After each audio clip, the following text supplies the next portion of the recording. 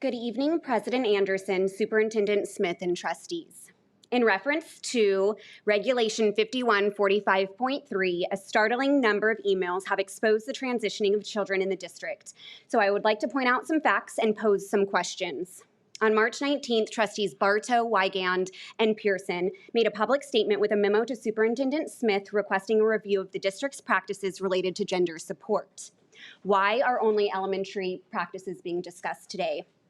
In addition, trustees claim to be pushing for a board policy to explicitly address making parental rights and transparency at the forefront of parent and teacher interactions. Where is such proposed policy? A description of tonight's anticipated report claims the NMUSD does not create a counseling plan for any student without parental involvement. Public records as obtained by the Center for American Liberty disprove this falsified statement. Furthermore, you're providing social justice-based ruler approach mental health lessons implemented by school counselors without parental consent. Why blatantly lie to us? Dr. Smith, please cite the exact wording of the law that says schools are required to fulfill students' wishes and keep their transition from parents. You can't because it does not exist. The district is operating on a false premise that children's wishes supersede parental rights. I, on behalf of the public, expect this parental secrecy policy in Regulation 5154.3 to be amended, and current practices that co-opt students and staff to keep confidences from students' parents to be immediately ceased. You are affirming children based on their assertion, no evaluation, no diagnosis, and no consistent parental participation. Yet you're calling this mental health support. It needs to stop now.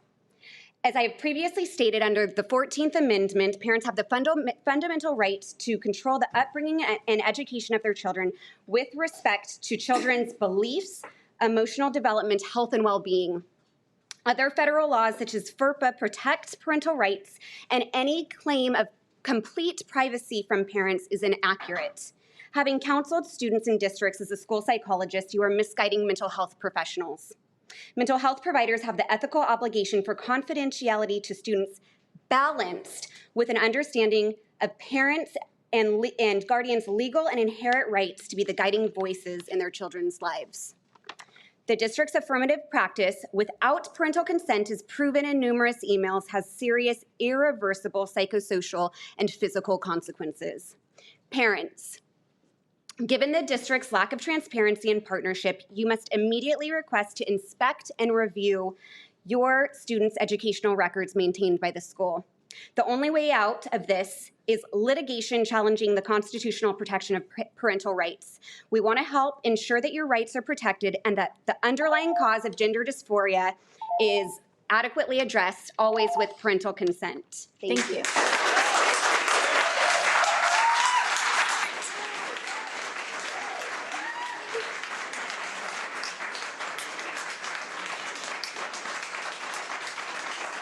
Next is Diane Wells. Diane Wells.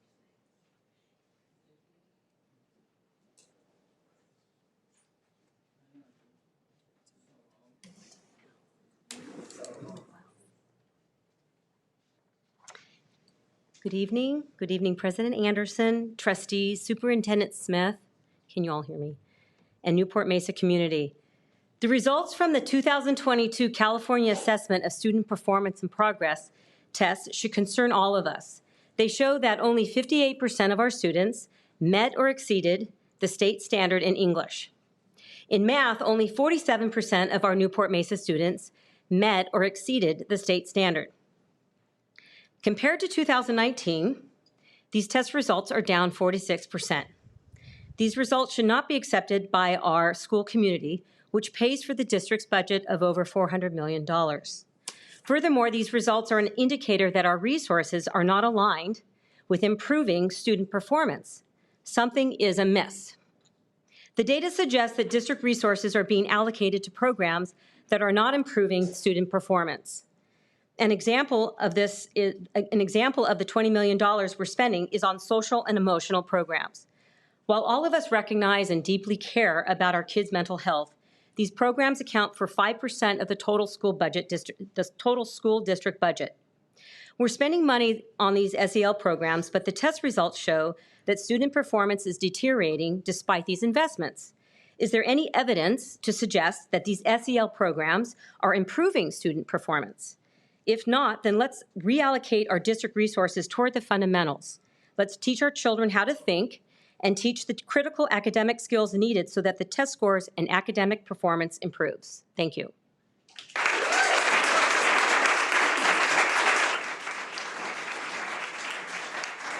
Next is Wendy Lees.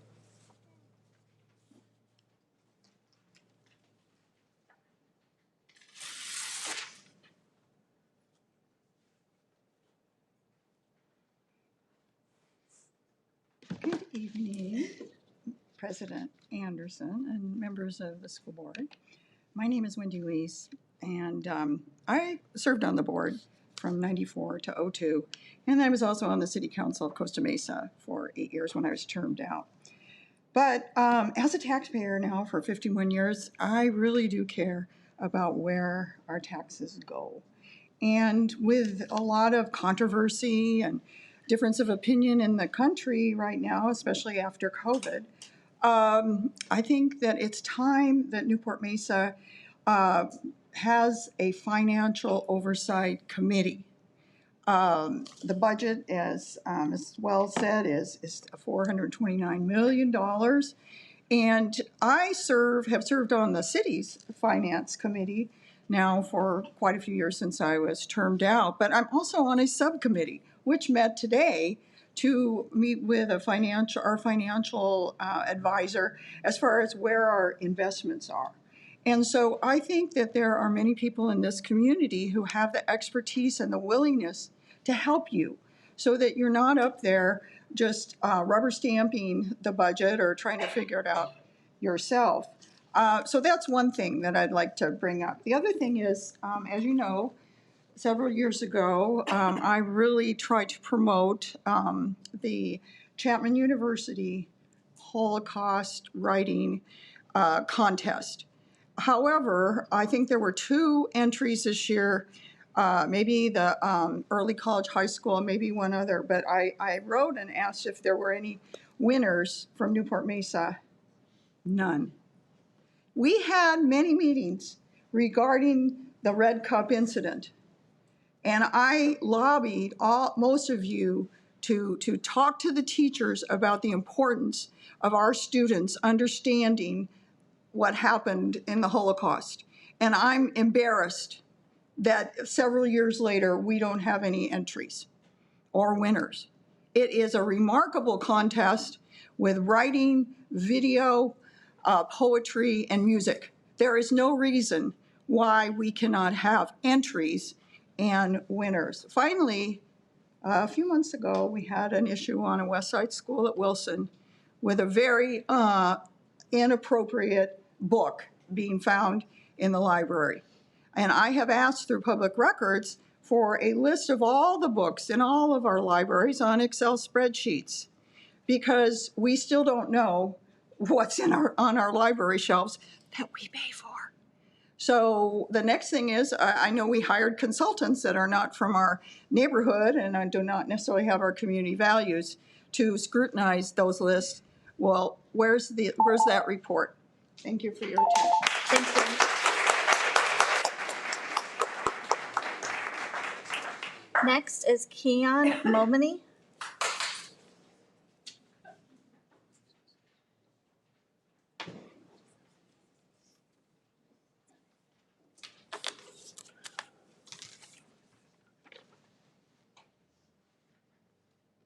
Good evening. Thank you, Superintendent Smith, President Anderson, and members of the board. My name is Keon Momany, and I'm a current senior at Costa Mesa High School. Voting has always been and continues to be our most important civic responsibility. It is how we voice our opinions, suggest our ideas, and it remains the most powerful tool and direct form of political participation in our democratic society. Past generations of Americans have fought to extend the right to vote to groups that once did not have this right. And most recently, the right to vote was granted to youth, allowing them to vote at the age of 18. And in recent years, young people have been considered one of the most influential voter groups. Yet, young people still have the lowest turnout among all voter groups. To provide some insight, only 4 in 10 high school seniors knew what a midterm election is, and that we just held one last year. In slightly more than a year and 8 months from now, these students will decide the look of the next presidential term, the look of the next Congress, the look of local and state governments.